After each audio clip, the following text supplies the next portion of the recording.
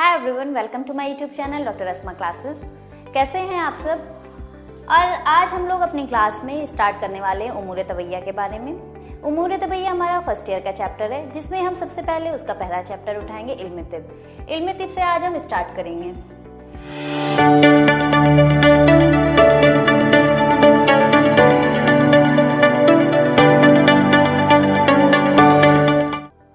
तो आज हमने उमूर तबैया का फर्स्ट चैप्टर इल्म तिब उठाया है, तो हम स्टार्ट करते हैं इल्म तिब के बारे में। इल्म तिब पढ़ने से पहले हमको मालूम होना चाहिए कि इसकी तारीफ़ क्या है, जो कि पेपर में पूछी जाती है। इल्म तिब की अगर तारीफ़ की जाए तो इल्म तिब में वो इल्म है जिसमें इंसान की सेहत या ज़वाल सेहत, ज़वाल मतलब कि सेहत का कम होना के बारे में बहस की जाती है, ताकि अगर जैसे सेहत हासिल है, अगर सेहतमंद है इंसान तो अपनी सेहत की हिफाजत किस तरह से करे, और अगर उसकी ज़वाल हो गया है सेहत का, यानी कि सेहत कम हो गई है या कोई मर्ज़ पैदा हो गया है, तो उसको दूर कैसे किया जाए। इल्म तिब में हम इसी के बारे में बहस करते हैं कि सेहत को हम अपनी कैसे कायम रख सकें, और अगर सेहत हमारी जा रही है तो उसको कैसे वापस ला सकें। हमने जो आपको इल्म तिब की तारीफ़ बताई है, इस तारीफ़ के हिसाब से इसको अगर हम डिफ्रेंशिएट करें तो दो तरह से डिफ्रेंशिएट कर सकते हैं। एक हो जाएगा इल्म हिफ्ज़ सेहत, यानी कि किस तरह से हम अपनी सेहत की हिफाजत करें, और दूसरा इसका डिफ्रेंशिएशन है इल्मुल इलाज, यानी कि अगर सेहत मादूम यानी कि कम हो गई है या कोई मर्ज़ पैदा हो गया है तो हम उसका इलाज किस तरह से करें। फिर इसको और दो चीज़ों में डिफ्रेंशिएट किया गया है इल्मी अतबार से, यानी कि हम इसको किस तरह से और पढ़ सकते हैं। इसको एक बोलते हैं तिब इल्मी और दूसरा बोलते हैं तिब अमली। इल्मी को तिब नज़री भी बोलते हैं और दूसरा हमारा तिब अमली। अब बात करते हैं तिब इल्मी या नज़री के बारे में। तो तिब इल्मी या नज़री में क्या होता है, इसमें हम किसी भी चीज़ के बारे में, किसी भी बीमारी या किसी भी चीज़ के बारे में सिर्फ बयान करते हैं, उस पर कोई अमल नहीं करते, यानी कि कोई काम नहीं करते। जैसे अगर किसी को बुखार आया है तो हम कहेंगे कि बुखार में इसके प्यास लग रही है, इसका बदन गर्म हो रहा है, इसके सर में भारीपन हो रहा है। हम चीज़ें बता रहे हैं लेकिन उसके लिए हम कोई काम नहीं कर रहे हैं, सिर्फ जो अपनी चीज़ों को हम बयान कर रहे हैं, इसको हम बोलते हैं तिब इल्मी।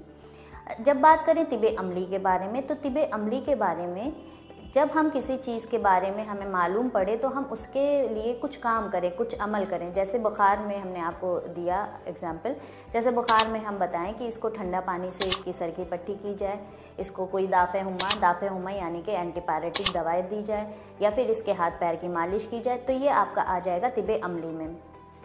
इसके बाद आपको इस चैप्टर में मौज़ूआत तिब के बारे में पढ़ना है। तो मौज़ूआत तिब है क्या, क्योंकि इस चैप्टर में हम मौजू जो हमारे तिब के हैं वो सेहत और मर्ज़ हैं। तो सेहत और मर्ज़ ही हमारे मौज़ूआत तिब हैं। और सेहत रहे या मर्ज़ रहे, कोई भी चीज़ बॉडी में रहने के लिए किसी एक कॉज की ज़रूरत होती है, कि कोई एक कॉज है जिसकी वजह से सेहत है, कोई एक कॉज है आया जिसकी वजह से मर्ज़ पैदा हो गया।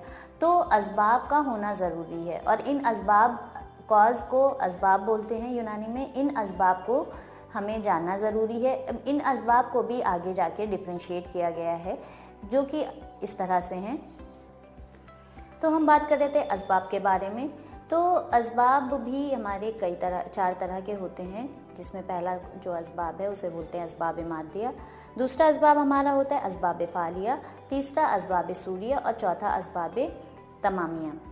असबाब मादिया की बात करें तो असबाब मादिया वो चीज़ें हैं जिसमें हमारी सेहत या मर्ज़ कायम होते हैं, मतलब जो सेहत या मर्ज़ के लिए महल यानी घर या किसी चीज़ का आप मान सकते हैं, या बर्तन आप मान सकते हैं कि कोई एक बर्तन है जिसमें पानी है, उसके अंदर और सारी चीज़ें मिली हुई हैं। तो असबाब मादिया हमारा क्या है, महल और मौजू हैं जो किसी सेहत या मर्ज़ के लिए घर का काम करते हैं। अब ये आपके क्या क्या हो सकते हैं कि असबाब मादिया के चार मौजू हैं, आज़ा, अरवा, अरकान और अखलाक। तो अब इसमें हम ये मौजू करीब और मौजू बईद की बात आती है। मौजू करीब की बात करें तो मौजू करीब में आपके आज़ा और अरवा आते हैं। इसके बाद आपके मौजू आता है जो बईद है, बईद यानी कि दूर, उसमें आपका आता है अखलाक, और अखलाक से भी बईद आपका आता है अरकान।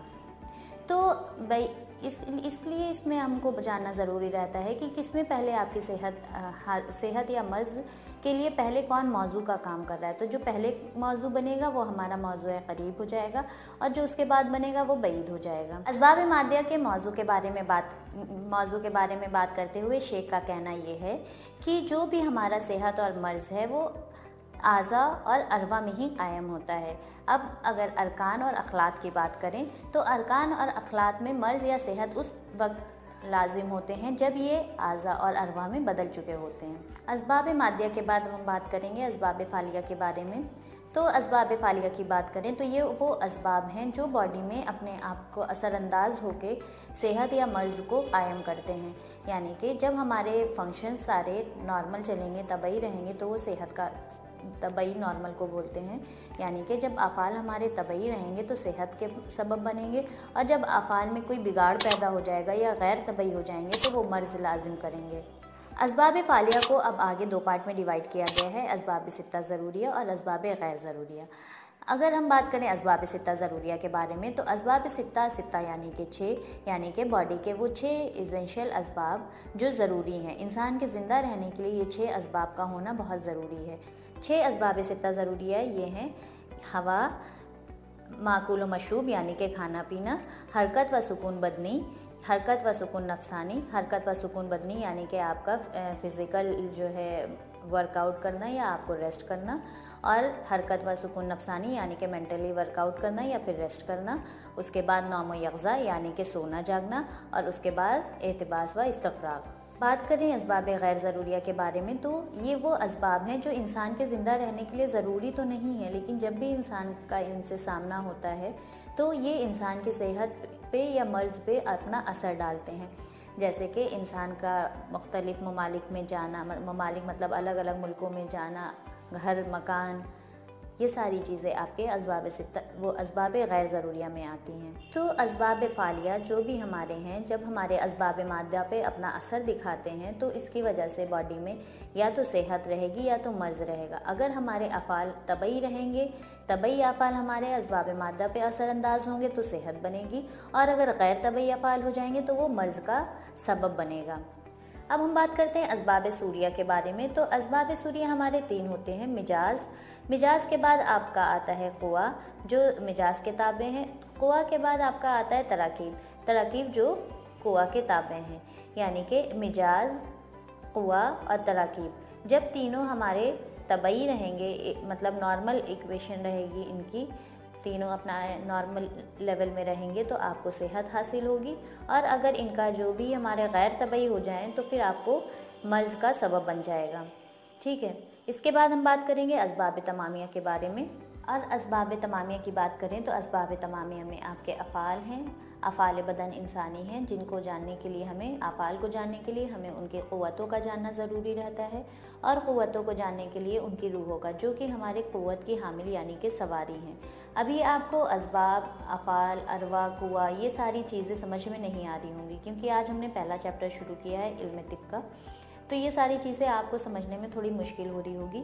लेकिन जैसे जैसे हम आगे बढ़ते जाएंगे आपको हर एक चीज़ को अच्छे से डिफ़ाइन करते जाएंगे। हर चीज़ को उसी के चैप्टर में डिफ़ाइन करेंगे तो कम टाइम में आपको ज़्यादा चीज़ें समझ में आ जाएंगी। और इसमें आपको जो पेपर के लिए तैयार करना है, पेपर के लिए आपको क्या पढ़ना है, सबसे पहले आपको इल्म तिब की तारीफ़ पता होनी चाहिए, और इल्म तिब का जो 2 तरह से उन्होंने डिफ्रेंसिएशन किया है वो मालूम होना चाहिए। ये 2 चीज़ आपसे पेपर में पूछी जाती हैं। उसके बाद आपके असबाब के जो भी आपके टाइप्स हैं, जो 4 टाइप्स हैं, उनको लिए पूछा जाता है, और आपको असबाब सित्ता ज़रूरिया जो आपके 6 असबाब हैं जो ज़िंदा रहने के लिए ज़रूरी हैं, उसको याद करना बहुत ज़रूरी है, और उसको सीक्वेंस में याद करना उससे ज़्यादा ज़रूरी है। आपको आगे पीछे नहीं करना है, जैसा सीक्वेंस आपको बुक में दे रखा है उसी सीक्वेंस में आपको याद करना है। अगर आप उसी सीक्वेंस में सुना देते हैं वाइवा के टाइम पे तो आपके एग्जामिनर आपसे खुश हो जाएंगे। बात करते हैं उमूर तबैया के बारे में।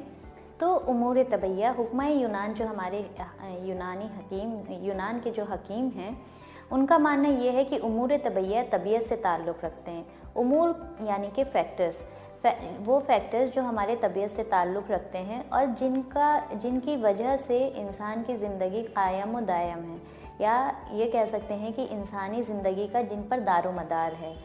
और अगर ये उमूर हमारे कोई भी एक उमूर कम हो जाए या इसमें कोई खलल हो जाए तो इंसान का वजूद कायम नहीं रहेगा। ये उमूर तबैया हमारे साथ होते हैं। ये जो फैक्टर्स हैं ये हमारे 7 फैक्टर्स हैं जो कि कुछ इस तरह से हैं: अरकान, मिजाज, अखलाद, आज़ा, अलवा, कुआ, अफ़आल। ठीक है, तो ये 7 फैक्टर्स हैं जिनके ऊपर इंसान की ज़िंदगी का दारोमदार है। इनमें से कोई भी एक फैक्टर कम होगा तो इंसान का वजूद बाकी नहीं रहेगा। अब बात करते हैं तबीयत के बारे में। तो तबीयत क्या चीज़ है? सबसे पहले आपको ये जानना ज़रूरी है कि तबीयत है क्या चीज़। तो तबीयत जो है वो बदन के इस्लाह व फलाह के लिए काम करती है, यानी कि बदन में कोई भी हमारी टूट फूट हो रही हो, कुछ भी हो रहा हो, उसका जो ठीक करना है, उसको बनाना है, वो सारा काम तबीयत का होता है।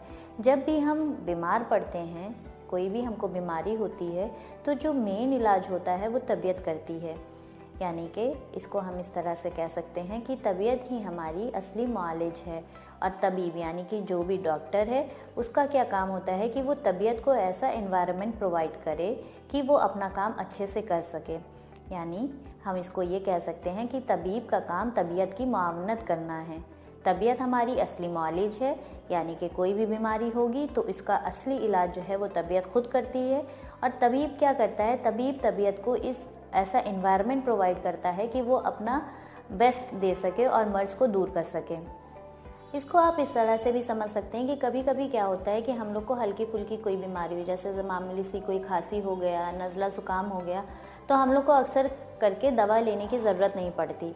अब जब हम दवा नहीं खा रहे हैं तो ये चीज़ हमारी जो भी बीमारी हुई है ये कैसे जा रही है? ये जा रही है तबीयत की वजह से। तबीयत खुद इसका इलाज कर देती है और हम ठीक हो जाते हैं और हमको दवा की ज़रूरत नहीं पड़ती। तो जो भी चीज़ हमारी बॉडी को मर्ज़ से बचाती है, इसको यूनानी के साथ साथ मॉडर्न में भी इसको माना गया है। मॉडर्न में इसको इम्यूनिटी बोलते हैं और यूनानी में इम्यूनिटी को मनाअत बोलते हैं, क़ुव्वत मनाअत। तो जब तक कि हमारी इम्यूनिटी स्ट्रांग रहती है तब तक हमारी सेहत कायम रहती है।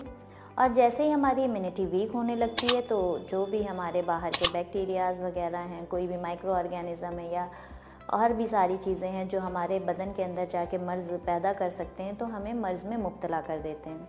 मुख्तलिफ़ जो भी रिसर्चेस हुई हैं या तजुर्बे से भी इंसान ये बताता है कि बॉडी के अंदर जो भी हमारे जरासीम जाते हैं तो उनको मारने के लिए भी बॉडी में कुछ चीज़ें होती हैं ऐसी जो वो जरासीम को हलाक कर देती हैं या ख़त्म कर देती हैं।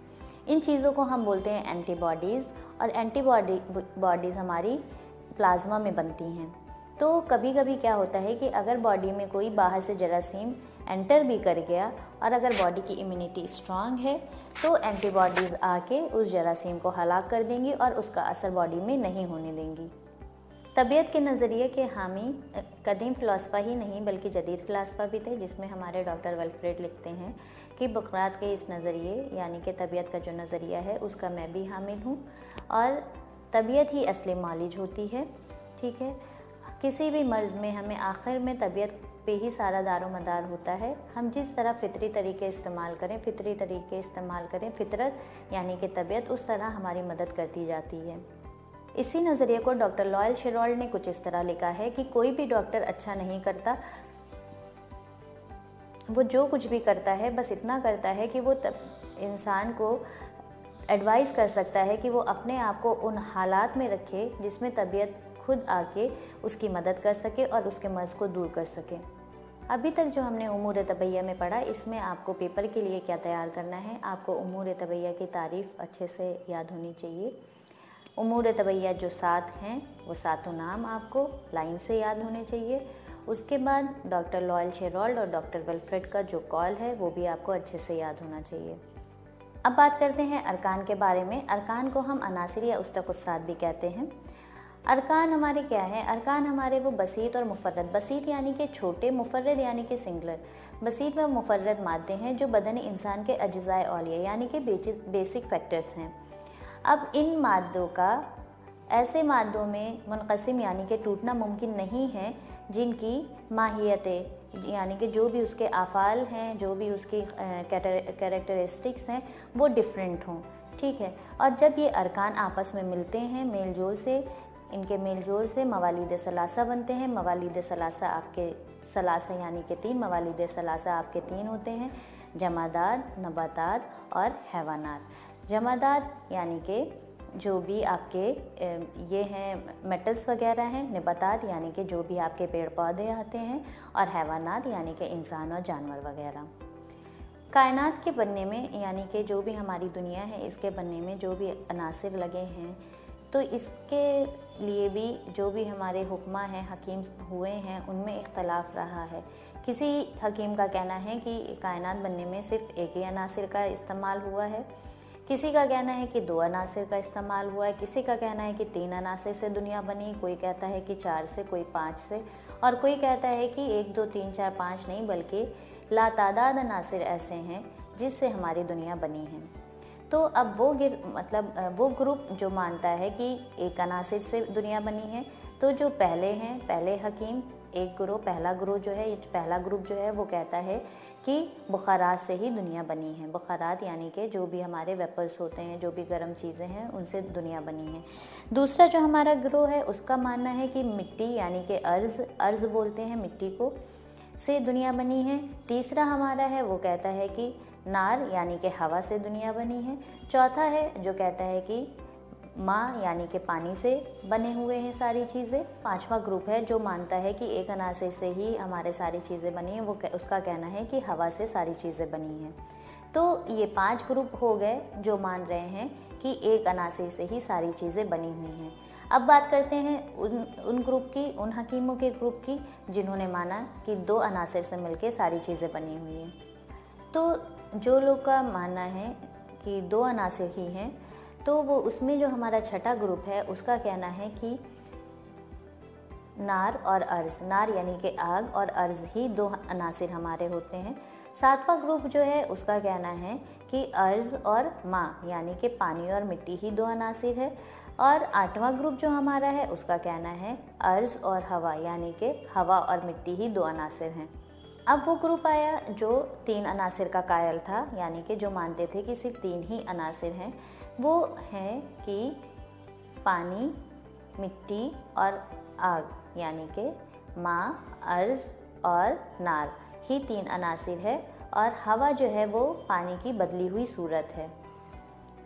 जो 10वां गिरोह था वो भी 3 अनासिर का कायल था, जिसका कहना था कि हवा, मिट्टी और पानी यानी कि हवा, माँ और अर्ज़ ही 3 अनासिर हैं। इनके अकॉर्डिंग इनका कहना ये था कि आग जो है वो हवा की ही बदली हुई सूरत है जिसमें बहुत ज़्यादा गर्मी पैदा हो चुकी है।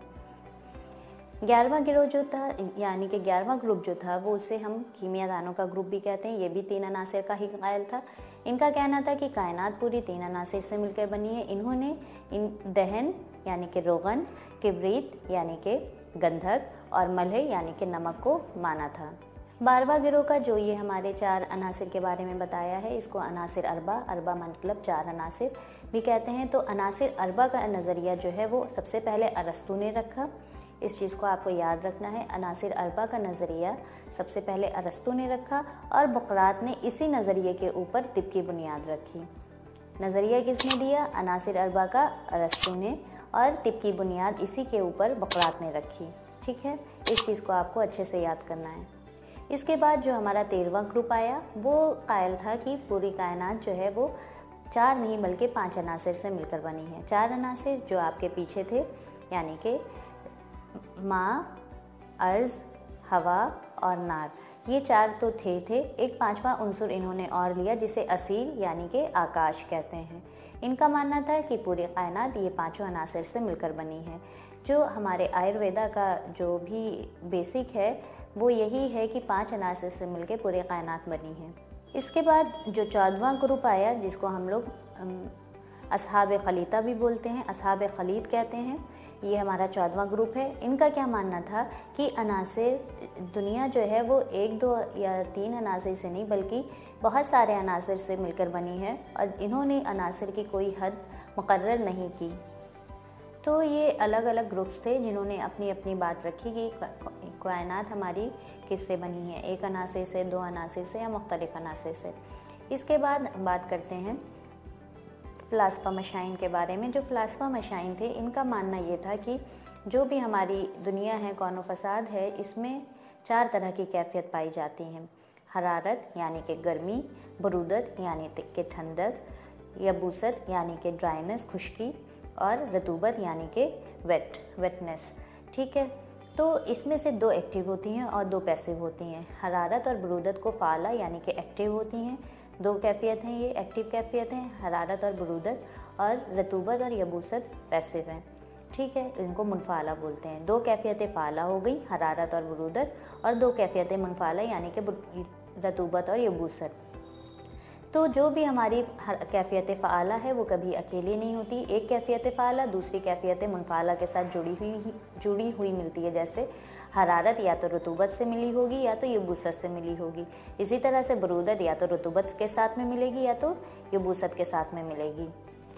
तो कैफियत फ़ाला और मुनफाला के आपस में मिलने से आपकी 4 तरह की कैफियत बन जाएगी। जैसे कैफियत एक पहली हो गई हार याबिस यानी कि उसमें गर्मी भी है और खुश्की भी है। दूसरी हार रतब यानी कि गर्मी के साथ में वेटनेस है। ठीक है, दूसरी हमारी बारिद याबिस यानी कि ठंडक भी है और खुश्की भी है। और तीसरी हमारी बारिद रतब यानी कि उसमें ठंडक भी है और वेटनेस भी है। ये चारों कैफियत जो भी हमने आपको बताई ये किसी न किसी मादे से वाबस्ता होती हैं। तो जैसे हमारी जो हार और रतब है वो हमारी जो वाबस्ता होगी वो उनसुर हवा से। हार और याबिस आपकी वाबस्ता होगी उनसुर नार से, उनसुर नार यानी कि आग से। और इसके बाद बारिद और रतब जो है कैफियत वो वाबस्ता होगी उनसुर माँ यानी कि पानी से। और इसके बाद बारिद और याबिस जो आपकी कैफियत है वो आपकी वाबस्ता होगी उनसुर अर्ज़ यानी कि मिट्टी से। अल्लामा नफीस ने अरकान अरबा यानी कि 4 अरकान के लिए अपनी जो दलील पेश की है उनका कहना ये है कि कोई भी चीज़ हमारी बनने के लिए हमें एक पहले ठोस चीज़ की ज़रूरत होती है, किसी ठोस चीज़ की ज़रूरत है। जैसे कि मिट्टी है वो ठोस चीज़ है, ठीक है। फिर उसको किसी शक्ल में हमें बदलना है तो उसकी शक्ल में बदलने के लिए हमें किसी रतब यानी कि पानी की ज़रूरत है। मिट्टी को हमने पानी में मिलाया तो उसको एक शक्ल दे पाएंगे, तभी खाली मिट्टी को आप शक्ल नहीं दे सकते जब तक उसको आप पानी में मिला ना लें। आपने मिट्टी ली, मिट्टी में पानी मिलाया तो उसको एक शक्ल दे पाए, और उसके बाद उसको हवा में सुखाते हैं ताकि उसमें एक हल्कापन आ पाए। हल्कापन आने के लिए हवा में सुखाया, उसके बाद उसको पकाते हैं। पकाने के लिए आपको ज़रूरत पड़ी आग की, तो उन्होंने ये दलील पेश की है कि पहले हमें चाहिए रहती है किसी ठोस चीज़ की ज़रूरत होती है, फिर उसको शक्ल देने के लिए हमें किसी रतब चीज़ की ज़रूरत होती है, फिर उसमें खला पैदा करने के लिए हमें किसी हवाई चीज़ की ज़रूरत होती है, और फिर उसको पकाने के लिए किसी हार चीज़ की ज़रूरत होती है। तो उनके जो दलील है इससे हमको यही पता चलता है कि दुनिया जो भी बनी है तो वो 4 अनासिर से ही बनी हुई है। अब जो भी हमारे 4 अनासिर हैं यानी कि उनसुर अर्ज़, उनसुर माँ, उनसुर हवा और उनसुर नार, तो ये चारों अनासिर की कहाँ पे क्या जगह है और इनका क्या कैफियत है इसको हम अलग अलग से पढ़ते हुए चलेंगे। और इसको आपको इसकी कैफियत और इसकी जो भी दुनिया में जो भी इसकी जगह है उसको आपको मालूम होना बहुत ज़रूरी है। तो सबसे पहले हम बात करते हैं उनसुर अर्ज़ के बारे में। तो उनसुर अर्ज़ की कैफियत है बारिद याबिस, ठीक है। और ये क्योंकि ठोस होता है, वज़नी होता है, तो ये सबसे सेंटर में मिलता है, सबसे सेंटर में मिलेगा। और ये ठोस होने की वजह से, वज़नी होने की वजह से डिफरेंट चीज़ों को डिफरेंट तरह की शक्ल दे सकता है, शक्ल भी दे सकता है और उसको शक्ल को बनाए रखने में भी हेल्प करता है। इसके बाद हमारा आता है उनसुर माँ। उनसुर माँ की कैफियत हमारी बारिद रतब है। बारिद रतब होने की वजह से ये क्या है, ये उनसुर अर्ज़ को चारों तरफ से घेरे हुए है और ख़ुद बाहर से उनसुर हवा से घिरा हुआ है। ये उनसुर अर्ज़ से यानी कि जो भी हमारी मिट्टी है उससे हल्का होता है और हवा से भारी होता है, इसलिए उनसुर अर्ज़ को चारों तरफ से घेरे है और ख़ुद हवा से चारों तरफ से घिरा हुआ है। ये किस लिए होता है? ये इसलिए होता है उनसुर माँ, ताकि जो भी हमारी जो भी ठोस चीज़ें हैं उनको ये शक्ल दे सके, डिफरेंट तरह के शेप प्रोवाइड कर सके। उसके बाद हमारी आती है उनसुर हवा। उनसुर हवा जैसा कि अभी हमने आपको बताया कि उनसुर माँ को चारों तरफ से घेरे हुए है और खुद चारों तरफ से उनसुर नार से घिरा हुआ है। उनसुर हवा का जो कैफियत होती है वो हार रतब होती है, ठीक है। और इसका वजूद दुनिया में इसलिए है कि ये चीज़ों में खला यानी कि उसमें हल्कापन पैदा कर सके, ठीक। उसके बाद में हमारा सबसे लास्ट में उनसुर नार। जो कि सबसे बाहरी हिस्सा है, जो चारों तरफ से उनसुर हवा को घेरे हुए है। इसकी कैफियत होती है हार याबिस। ठीक है, हार याबिस इसकी कैफियत है। इसके साथ में इसका वजूद यहाँ पे इसलिए है कि जो भी हमारी चीज़ें बनी हैं उनको पकाने का काम उनसुर नार का होता है। जो हमारी तहकीक हुई है, यानी कि जो भी हमारी खोज हुई है, उस हिसाब से बताया गया है कि टोटल हमारे 108 अनासिर हैं। ठीक है, जिसमें से 16 और कुछ लोगों में 19 अनासिर ऐसे हैं जिनसे बदन इंसान बनते हैं। इसीलिए इन अनासिर को अनासिर इंसानिया भी कहा गया है। जो भी हमारे अनासिर इंसानिया हैं उनको उनकी शक्ल और शबाहत के लिहाज से 4 पार्ट्स में डिवाइड किया गया है।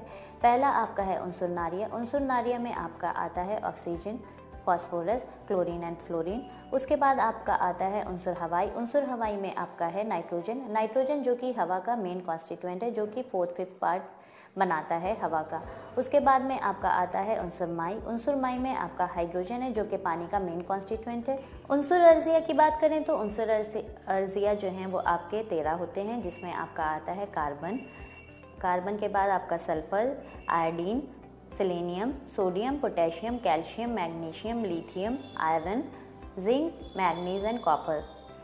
और इसमें से जो आपका जिंक, मैग्नीज और कॉपर है ये हर इंसान में नहीं मिलता, इसलिए इसको अनासिर इंसानिया में रखना जो है एक दुश्वारी है, लेकिन कुछ इंसानों में मिलता है, इसलिए इसको छोड़ा भी नहीं जा सकता। तो ये आपका था सारा अनासिर इंसानिया के बारे में। तो आज की क्लास में बस इतना ही। आपको हमारी क्लास कैसी लगी हमको ज़रूर बताइएगा। कहीं पे कोई डाउट हो तो हमसे कमेंट बॉक्स में ज़रूर पूछिएगा। और आप हमको, मेरा इंस्टा पे एक पेज है डॉक्टर अस्मा क्लासेस के नाम से, कोई डाउट हो तो आप वहाँ पर भी हमसे क्वेश्चन कर सकते हैं। इसके साथ साथ अगर आपको हमारी वीडियो पसंद आई हो तो प्लीज़ लाइक ज़रूर करें, हमारे चैनल को सब्सक्राइब करें और हमारी वीडियो को अपने दोस्तों के साथ शेयर करें। शुक्रिया।